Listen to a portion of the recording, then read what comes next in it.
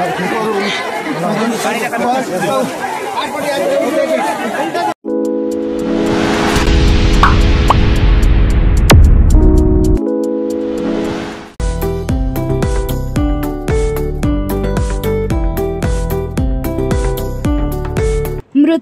एमिति भी आसे जेजेंको दशहरे नातीर देहांत परिवार उपरे दुख लदी देले ठाकुर।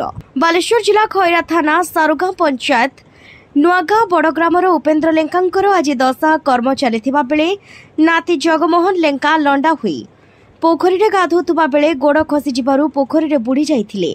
ग्रामवासी माने बहु खोजाखोजी करबा परे मध्य पाई नथिले। ओपदा दमकल बाहिनी को खबर देबा परे दमकल बाहिनी तांको पोखरी उद्धार करथिले।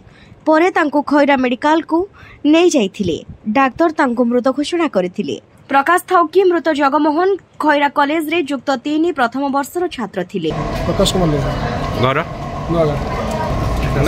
आज आम काम होता 10 दिन काम आज आम गाधुआ सब पोखरी आसते समस्त गाधुआ पोखरी ब्राह्मण पोखरी कहते गाधुआ सब आसलु गाधला भितर से तलू मैंने जस्ट टे तलू था गोड़ मत खसी जाइए कौन बहुत रिसेंट खोला होता तो पोखरी गाधो 7-8 जन गाधो सी अलग तुठ थे आम अलग तुठ थी जो सी बुड़िया मैंने मैंने बुड़ला ये कला से डाकिला गलु आम सब से जगह 15-20 जन भी गलु 40-45 मिनट भाया खोजिलु से जो तले जो खोला जाइए बसीगला भितर आइलुनि फायर वाला भी आसिले बहुत खोजाखोजी कला 2 घंटा लगे। पिला ना कौन जगमोहन लेंका केते बयस हो 20 हम को क्लास पढ़ो आगे को क्लास पढ़ो प्लस 2 सेकंड ईयर कोइरा बोले कौन है जी मो ना रविंद्र बारिकी नुआगां बड़ मो घर आज तार ये जो पिला मरीगला पानी पोखर पड़ी